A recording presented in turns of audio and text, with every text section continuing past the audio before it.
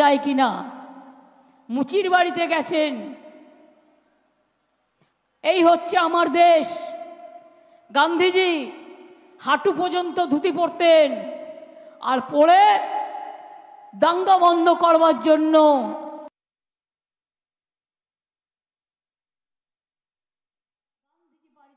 আমরা যেটা নতুন করে করেছি সেখানে বসে অনশন চালাচ্ছেন।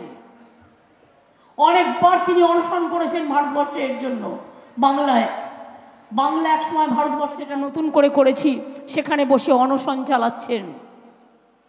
অনেকবার তিনি অনশন করেছেন ভারতবর্ষের জন্য। বাংলা এক সময় ভারতবর্ষের রাজধানী ছিল।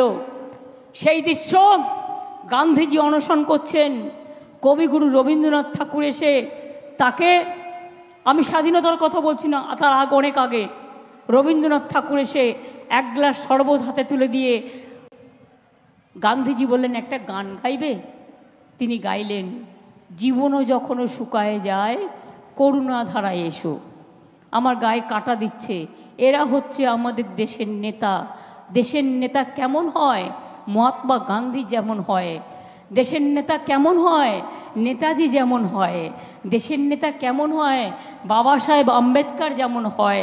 দেশের নেতা কেমন হয়? লাল পাল যেমন হয়। দেশের নেতা কেমন হয়? রবীন্দ্র নজরুল যেমন হয়। দেশের নেতা কেমন হয়? রামকৃষ্ণ স্বামী বিবেকানন্দ যেমন হয় ধর্মীয় নেতা। দেশের নেতা কেমন হয়? রাজেন্দ্র প্রসাদ যেমন হয়। দেশের নেতা কেমন হয়? আম্বেদকর যেমন হয়। দেশের নেতা কেমন হয়? মৌলানা আবুল কালাম আজাদ যেমন হয়, রঘুনাথ মুর্মু যেমন হয়। আর এরা কারা? এরা নেতা না নেতা? আমি খারাপ কথা তো বলিনি। নেতা দিয়ে আমরা তো ঘর পুছি। আমি তো গ্রামের ভাষা বলছি।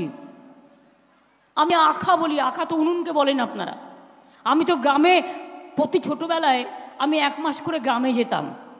আমি ধান পুঁততেও পারি, মাছ তুলতেও, মাছ ধরতেও পারি, জমির আল দিয়ে হাঁটতেও পারি, আখের বনে গিয়ে আখ কাটতাম, ছোলার গাছ থেকে ছোলা পাড়তাম। আর ধান যখন কেটে নিয়ে চলে যায়, কিছু পড়ে থাকে, সেই ধানগুলোকে তুলে বিক্রি করে আলুর চপ মুড়িও খেতাম। কাজে আমার কাছে এটা নতুন নয়। এক একটা গ্রামে এক একটা নদী, এক একটা পুকুরের নাম আছে। আমাকে এখনো যদি আপনি জিজ্ঞেস করেন আমি যে গ্রামে যেতাম সেই গ্রামে কটা পুকুর, সেই পুকুরগুলোর নাম কি কি পাড়া আছে, সব আমি বলে দেব। কিন্তু আজ পর্যন্ত আমার জীবনেও আমি আমার বাবার যে জন্মস্থান, পিতৃলয় যেটা বলে পিতৃস্থান, আমার যাওয়া হয়নি। এটা আমি নিশ্চয়ই অপরাধ করেছি। একবার গিয়ে শ্রদ্ধা জানানো উচিত ছিল।